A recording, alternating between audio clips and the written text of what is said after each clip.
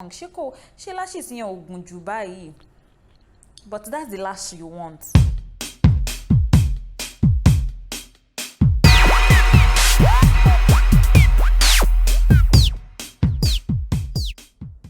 Hi everyone, welcome back to my channel. If you're new here, my name is Adeola, and if you're a returning subscriber, thank you for coming back again and again.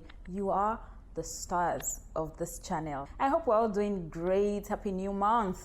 So let's get right into the discussion for today. In my last video, I remember saying that I'll be sharing few tips that I think will be useful for, upcoming brides. And if you know someone that is getting married soon, please share this video with them. If you haven't subscribed to my channel yet, here is a good time for you to hit on that subscribe button.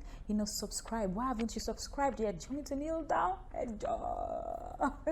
Please subscribe to my channel. Like my videos. I see a lot of you a number of you watch my videos and you don't like. Please, those likes are very important to me. If you like me, if you love my videos, please do like my videos. Those interactions you have with me on Instagram, please bring it to YouTube. There's a comment section there. Please, let's interact on this platform also. Okay? All right.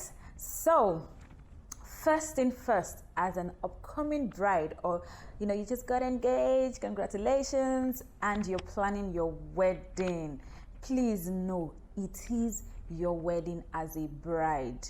They are coming to take your hand in marriage. So practically that day is all about you, and everything about that day must speak you and your husband. Do you understand? But to a very large extent, it has to speak you as the bride.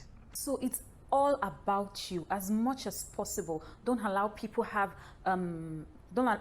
project themselves or their future aspiration or their past or could have aspirations on you on that day. And what do I mean by this? A lot of people, things that they wished, they did when they were getting married, then they start to project it on you. Some are just things that they wish when they are getting married, things that they wish for themselves. And to their defense, honestly, most of them don't do it consciously. It's not based on malicious intent. It's just they're just sharing that joy of that moment with you, and they just want to, as much as possible, share their own dreams too, things that they wish they had done differently. So as much as possible, don't let people project themselves on you for that day or during your wedding preparation.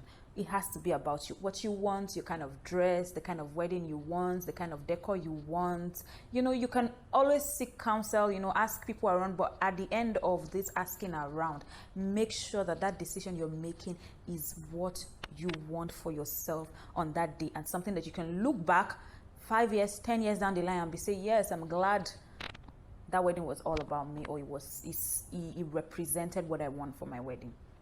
So the first thing I want you to take note as an upcoming bride that is preparing for a wedding is your dress and your shoe. Please, by all means, whatever you can, make sure that your dress is ready at most 2 weeks to your wedding. You are doing your final fitting 2 weeks to your wedding, so that if there's any adjustment that needs to be made, it won't be done in haste. So if you're going for your final fitting and then they realize, there's something they need to adjust here, they would patiently, adjust it. Not that your wedding is in 2 days and they're just trying to, adjust things that they should handle with care. So, and if you're going to be renting a dress, I know a number of people, opt for renting out dresses now. Make sure you are in possession of that dress 1 week too. You can dry clean it yourself to your taste, and you know that there's no hassle, is in care. You know that in that 1 week you've seen and looked at it perfectly. If possible, move around with it, for a day, so that you can feel the weight of that dress if you're renting it. Because a lot of people just rent wedding dresses and they only get to wear it on their wedding day and move around. I know you wear it in the store for feet, but really move around with it. And your shoe, it's most likely new. So from 2 weeks to, again, start walking around the house with your shoe. You're going to be on your shoe for a long time. If you're going to do the church wedding, you're going to wear that shoe from the car down the aisle. throughout the whole, blessing, the pastor during the ceremony, you're going to wear that shoe to sign your marriage certificate. You're going to wear that shoe to dance in at the reception. So get comfortable in that shoe. Start wearing around the house, at least 2 hours today, you wear it, and then it gives the shoe, some breathing space for your leg for that day. You get what I mean? Okay. Another very important point is about the management of your vendors. And what do I mean by vendors? Your photographer, your food vendor, your decorator, your MC, everyone that is going to be in charge of doing something for that day for you. Please, as much as possible, try to have a sit down with all of them together before the wedding.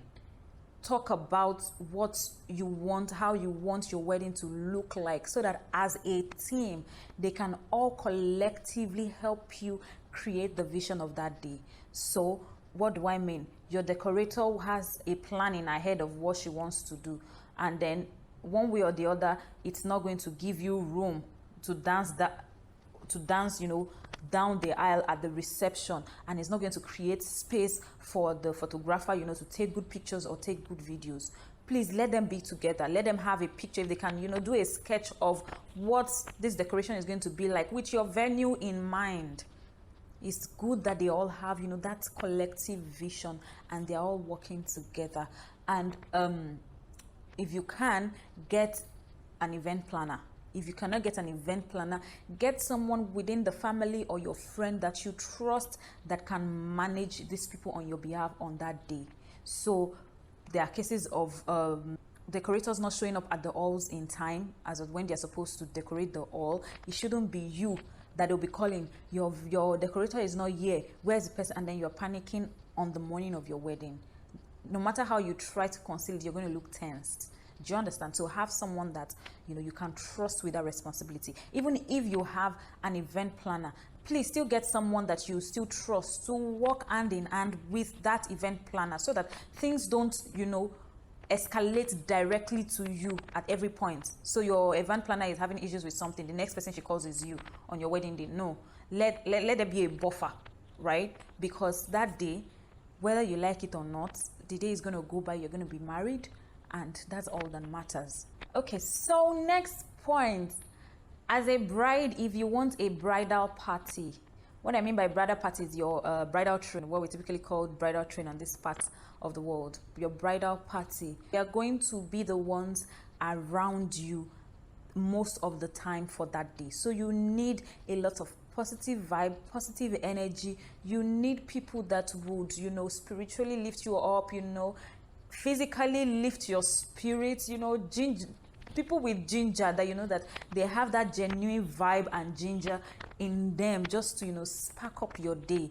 And aside that, another reason why you should be conscious and deliberate about people that you're going to put is that if you have a clear vision of how you want your bridal party to be, and you feel, oh, I have all my friends have to be in my bridal party, and within you that this particular friend, not to demean the person, but that at the moment the person might not be able to afford all that it takes to be part of that bridal train. I don't think you should be sentimental about it, because you don't need to also put that friend in that position where she feels if she had money she would have looked better, or if she had money she would have been able to do more. All right, that person, trust that person with something more, something else that can engage that person.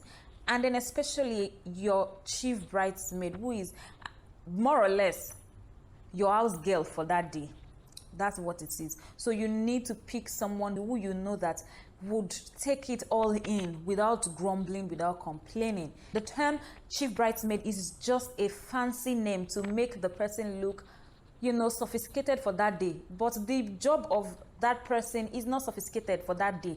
It's in simple language, and it is, house girl for that day, because she's going to be the one helping you carry your bags, your bouquet, your shoes, your this and that and that. And so the person has to be up and going. So be very deliberate about those people, the selection process of your bridal train. And outside of that too, the number of people that you will have around you that day, be very deliberate about it. Okay. Another point that I'll be discussing is your honeymoon pack or bag. Make sure that your bags are packed 1 week to your wedding, or you start packing, because you remember something, you drop it in that bag. You remember something, you drop it in that bag. Not that Friday is your engagement, Saturday is your white wedding, and it's Friday you're trying to say, I've not this one, where is it? No, make sure that you're all settled. So that you don't forget anything, you don't miss anything out. Write it down. Write things that you are supposed to take, and tick off those boxes that, okay, I've taken this, and trust someone with that bag to bring it to or if you're traveling from the venue, have that person have it in the car that is taking you to the airport or wherever it is you're going. If you're not going to be traveling, wherever it is that you're going to be spending the night after your wedding, make sure that you have that bag sorted, because it cannot be mixed with the bag that has all your dresses and accessories for that day, because that will not go with you after the wedding. Somebody else takes it back home for you, or takes it somewhere else for you, basically. So you cannot be on your way to the hotel or to the airport and your honeymoon bag is on its way back to the house, or you get to the hotel or wherever it is you're traveling to, you remember, oh my god, I forgot my swimsuit. Oh my god, there was this shot I was supposed to take, and I saw that shot, it was just on the bed. So avoid stories that touches the heart and things that won't make you enjoy your honeymoon. Please make sure that you start packing at least 1 week. Just be dropping them in that bag as you remember. Keep dropping it. Another very important point, I won't say they're all important points, right, is your souvenir. If you're doing asoebi or something, make sure that those people that are buying you asoebi get their fabric, they are getting it alongside their souvenir. Souvenir is not something that you want to stress yourself about on your wedding day. I know that families will have souvenirs that they want to share and give to people, but souvenirs that you want to give to people that buy your fabric, please, as people are getting their fabric, attach that souvenir with it so that they get it, and that is off your neck. You're not owing anybody. Whatever they get when they come for the event is an extra thing, not something even if you're going to be giving out extra things, have somebody in charge of it, somebody that that knows your people. Just delegate it. It's not that you will be on the stage, you'll not be doing no, don't do that. Not be saying, hey, this one is inside one place. No, settle those things so that day you enjoy the event. I don't like it when I see brides that are stressed out on that stage and they are not enjoying, because it's a day that you will definitely not repeat twice. Okay, so you need to relax as much as possible to enjoy it. Soak it all in. Soak all that congratulatory message and wave and drama that is happening. Not necessarily negative drama, but depending on your MC, the MC might be a dramatic person. Just enjoy it. Don't be distracted by who has eaten, who hasn't eaten, who has gotten souvenir, who hasn't gotten souvenir. So my final point, maybe not final, the second to the last point, is your wedding morning. That very day. I know some people do a 2-day event, some do just 1-day event. However you want it. If it's a 2-day event, those 2 days, make sure that you are as relaxed as possible. Make sure that you eat. You might not be hungry, but please make sure you eat. You see your wedding dress, it's gonna feel different that day. You're going to be stressed out, not by people, but by the process of walking down the aisle. You will be standing a lot, you will be dancing a lot. You need to have something in your tummy to sustain you. I know that the joy of that day is so overwhelming. You are not hungry, you are filled. Just manage. Have breakfast. And if you can, get something light during your reception, before major dance, or before you dance in. Please still get something. If it's juice, if it's energy drink, whatever works for you, just make sure you take in something so that you don't feel tired, or when you are dancing, you're not dancing and your face is saying something else. Okay, another point to note on your wedding morning is about the number of people you have in the room with you. As much as possible, please let it be limited to just you, your makeup artist, your hairstylist, and the photographers at interval, and maybe one of your friends, if not your chief bridesmaid, if she's not doing her makeup, just one of your friends, someone that can help you get things, someone that can help you pick your calls, someone that can help you attend to things that you need attended to that morning, so that you're not stressing out. Beyond these people that I've mentioned, please try and limit the number of people you are allowed to come in.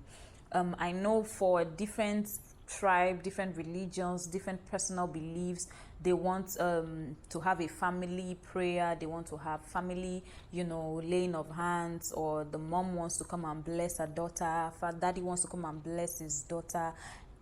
I'm sure that if you speak to your parents to say, okay, my makeup starts at this time, daddy, mommy, if we're going to pray, I think we should do it in the morning, or we wait till I'm done with my makeup, or we come, we do it a night before, so that it doesn't delay you, it doesn't alter the process of your makeup.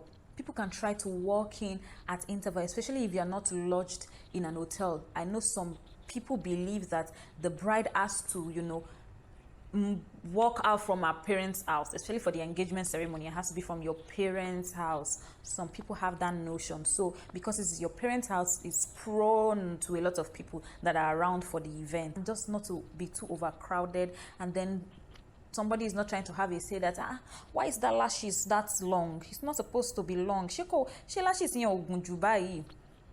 But that's the lash you want. That's the false lash you want. But because one auntie has come to say, she lash in your ogunju to buy, she powder in your opoju, you start to feel uncomfortable. You start to look for mirror to actually look at your face to be sure. Let's just avoid all those things, okay?